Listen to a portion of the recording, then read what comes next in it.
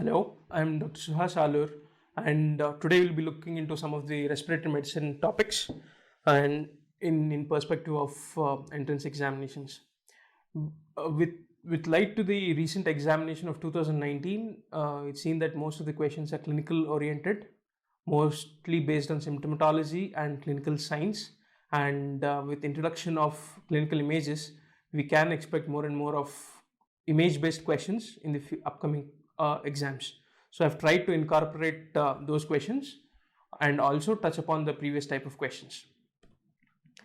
So this is the overview of what we'll be doing within respiratory system, the functional anatomy and physiology, not getting into greater depths of it, just the clinically oriented functional anatomy and physiology will be covered. And then my main focus will be on symptomatology, that is, with what symptoms do the patients of respiratory illnesses present to us, and how do we go about looking into each of these symptoms and coming at a differential diagnosis and finally achieving a clinical diagnosis with which we are going to treat the patient. And then clinical examination, there are few very important clinical examination pointers in each patient coming with respiratory illness, which we'll be looking into. And then some cardinal investigations which are done for patients with respiratory illnesses. And then we'll go into discussing individual conditions like asthma, COPD, bronchitis, or pneumonia, and we'll finish with few of the miscellaneous topics. So starting with functional anatomy. So as we all know, respiratory system is basically airway, with which we again further divide into upper airway and lower airway. The upper airway is starts from the nostrils, then into the nasal cavity, coming down into the pharynx and the larynx up to the vocal cords. Alright, up to the vocal cords in the larynx constitutes as to what we call it as a upper airway. Right from below the vocal cords is what constitutes lower airway, that is below the vocal cords, that is trachea, the larynx, trachea, and that bifurcates into two bronchi, then the bronchioles, further leading into the smallest subunit of the lower airway, that is alveoli, which is also the functional unit. So if at all there is a question as to which is the functional unit or the primary unit of respiration, the answer would be alveoli, alveolus, or acinus. Acinus is the further subdivision of alveoli. Some prefer alveolus to be the functional subunit and some prefer it as acinus. So whichever you find in the answer, the most preferred would be acinus and next would be alveolus. So there's a typical aspect when it comes to vascular supply to the respiratory system in the fact that it has dual blood supply.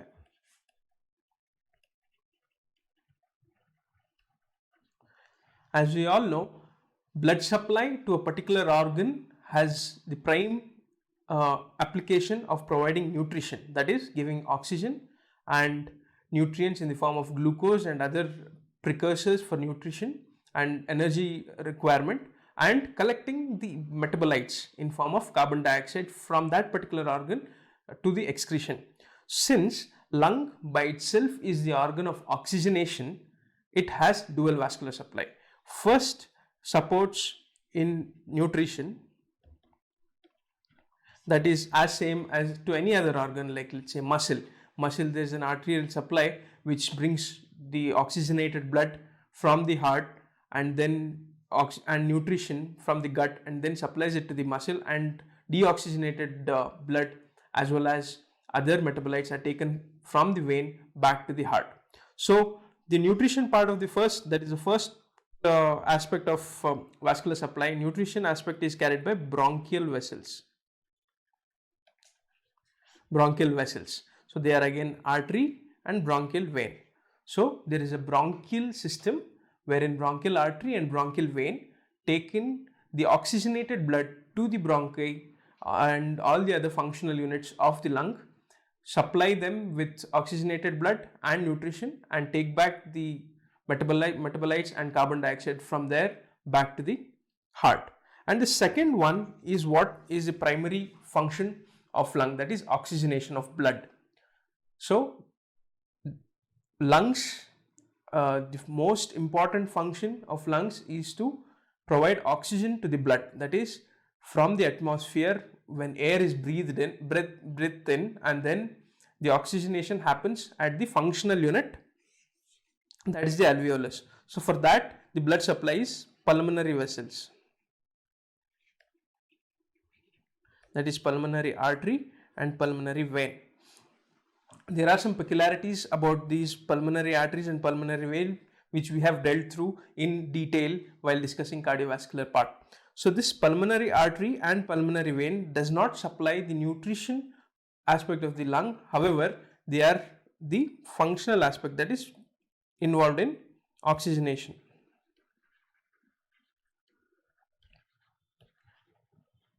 So pulmonary artery takes the deoxygenated, let me try it for you.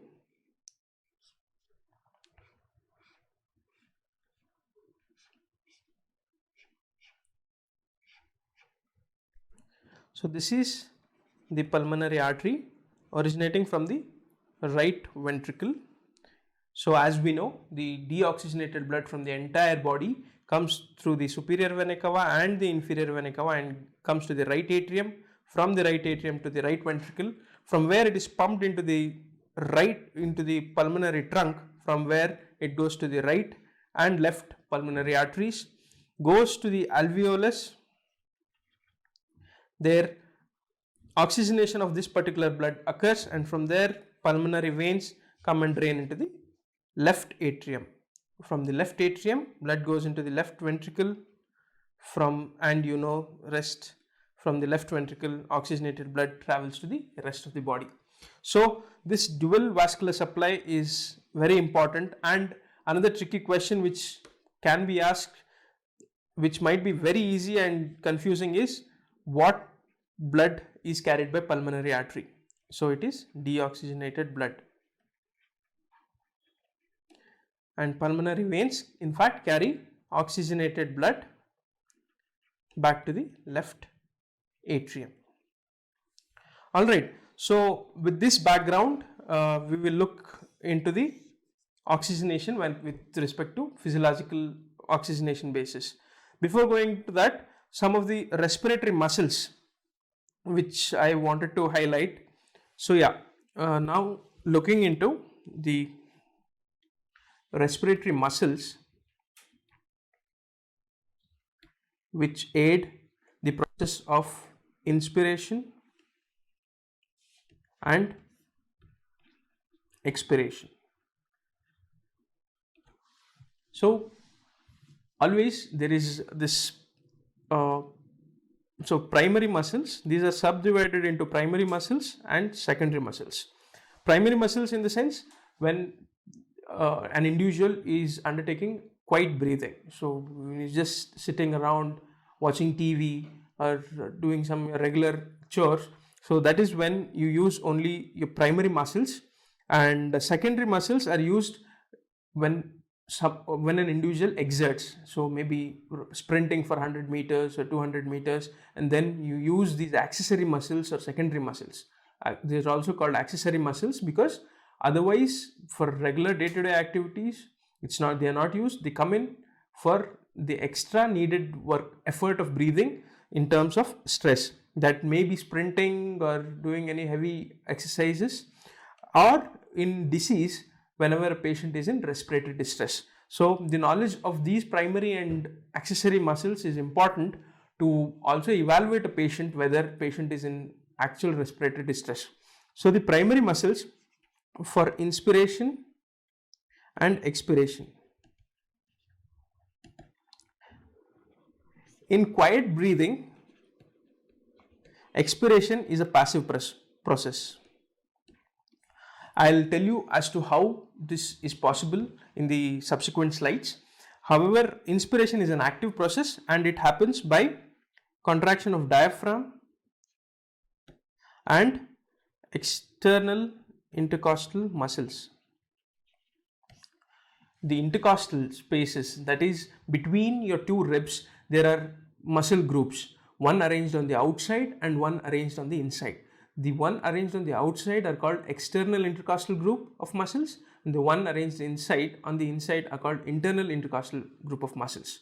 So the ones aiding in active inspiration, that is inspiration in quiet inspiration process, are external intercostal muscles as well as contraction of the diaphragm.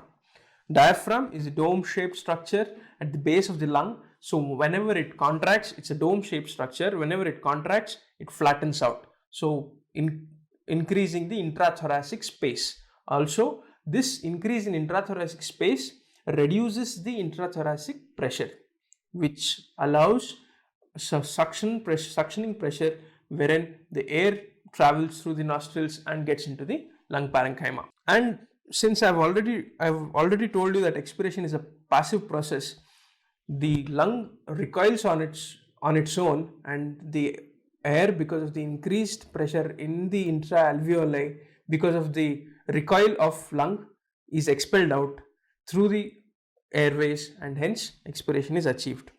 Now, what happens when someone exerts,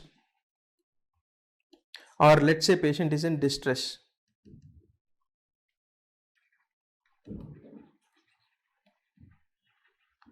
That is when these accessory group of muscles come into play. So mainly the accessory group of muscles are sternocleidomastoid, your neck group of muscles on both the sides, the sternocleidomastoid, the scalene group, and some of your intra-abdominal muscles.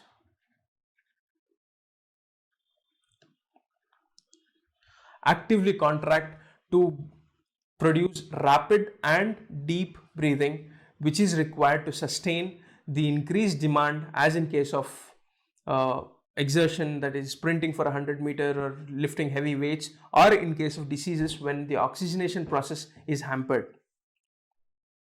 So basically these are the muscles of inspiration, that is primary ones being a diaphragm and external intercostal muscles, and the accessory muscles being sternocleidomastoids, like scalene group of muscle, and some of the intra-abdominal muscles. So the importance of this we'll further see when we are discussing clinical features. So just to look into the actual structure, this is the airway, right? The major bronchus, and then coming into the carina, where it divides into the right and left, right main bronchus and the left main bronchus. Right lung has upper lobe, middle lobe and lower lobe. So naturally it has three bronchial divisions, that is upper, middle and the lower one. The left lobe, as we all know, has only two lobes, and hence it has two bronchial divisions. Further they go down and then they divide into segments. There are different segments, 3 in the upper, 2 in the middle and 5 in the lower lobe. Similarly, 4 in the upper and 4 in the lower of the left lobe. So they are again divided into anterior basal, posterior and mid basal. However, that level of detail is not required. So this we are looking from the lateral aspect of each lung. Here you can see the upper lobe, the middle lobe and the lower lobe. And similarly on the left side, this is the upper lobe. Sometimes this part is referred to as lingula. So if at all there is a question as to lingula is part of which lobe, it's the left lobe of lung. And then this is the huge lower lobe. Now looking into the divisions. So this is the main bronchus coming down, dividing into different bronchi. Then at this level it's called bronchiole. Further the terminal bronchiole and then the respiratory bronchiole. Respiratory bronchiole is the one which homes alveoli, which are the ultimate subdivision and also referred to as functional unit, where the actual gas exchange takes place. Here you can see this, the wall of the bronchus or the bronchiole or the terminal bronchiole are supplied by smooth muscles as well as elastin fibers. So the property of this elastin fiber allows the alveoli to stretch to a certain limit whenever the process of inspiration is taking place, and after a certain limit the tension falls on the alveolus and there is a passive recoil expelling the inspired air, and hence the air is pushed in the opposite direction and the process of expiration takes place. We were also talking about the dual blood supply. See here the pulmonary vein. You can note that the pulmonary vein is indicated in red. That means, as a general notation, it's oxygenated blood, which is peculiarity of pulmonary circulation. And here is the bronchial artery. Bronchial artery is also red. I told you bronchial artery and the bronchial system is associated with provision of nutrition to the lung tissue, and hence bronchial artery is taking oxygenated blood and providing it to the lung tissue. And pulmonary veins bring in, pulmonary artery is bringing the blood from the right ventricle, and the process of oxygenation is occurring here, and pulmonary vein is taking back the blood to the left atrium and hence left ventricle, and hence for the rest of the body. So this was in brief about pulmonary artery. So this was one of the questions in the entrance, which says all the following occur at the level of tracheal bifurcation except. So functional anatomy and the landmarks. So one of the important aspects which you might also cover in anatomy classes is at the level of tracheal bifurcation. What are the events happening at tracheal bifurcation? So looking into the options, arch of aorta begins, seems okay. Tracheal bifurcation, yes, it's a giveaway. So tracheal bifurcation has to occur. Superior vena cava joins the right atrium, possible. Azygous vein joining the superior vena cava. It has to be azygous vein joins superior vena cava. So this question, I would want to just demonstrate one of these qualities of solving an MCQ. You are definitely sure that arch of aorta begins at the level of tracheal bifurcation, that is T4, at the vertebral level of thoracic fourth vertebra, and also it goes posteriorly and ends also at the level of T4 and then becomes descending thoracic aorta.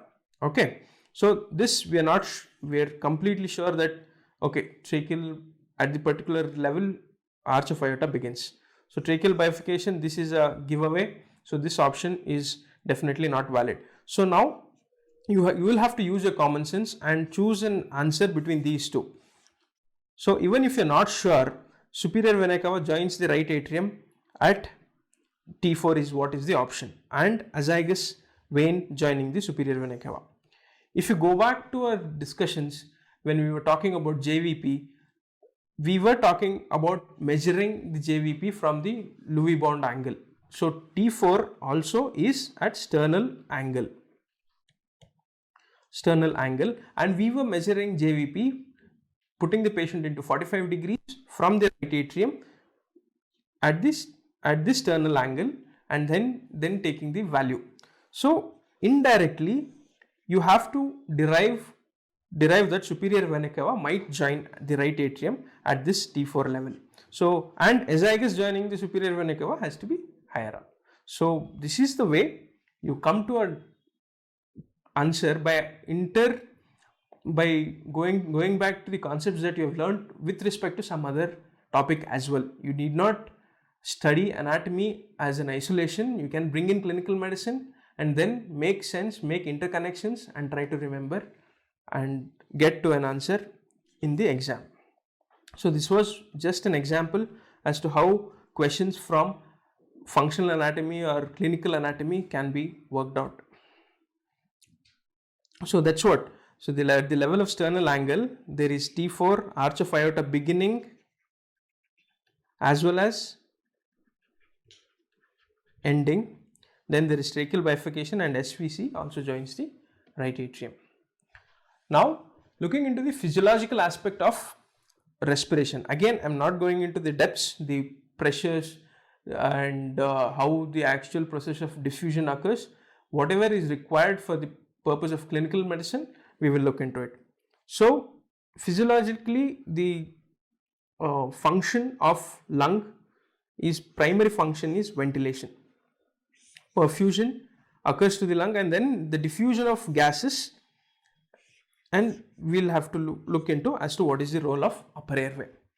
Ventilation, by ventilation I mean whenever the air from the atmosphere comes to the lung, when an individual is in upright position, the distribution or the partial pressures achieved at the three levels, that is upper, middle and lower, is not the same. Let me simplify it. Whenever an individual inhales air, so the concentration or the amount of air reached to the particular lung is determined in the terms of oxygen tension, that is PaO2. Alright, so this oxygen tension, this in alveoli, so alveolar PaO2 is determined, and hence this is not the same throughout the lung. So it is maximum at the apex, minimum at the base, and somewhere in the middle at the middle zone. So the upper lobe is the most ventilated, or the best ventilation occurs at the upper zone, and the least ventilated area of the lung is lower zone. I hope it makes sense. And similarly, perfusion also happens differentially. The perfusion in the sense, this blood supply by the pulmonary artery also happens differentially, and hence the uppermost zone receives minimum perfusion and the lowermost zone receives maximum perfusion. So with this background, we will discuss as to what is ventilation perfusion ratio and why it is important.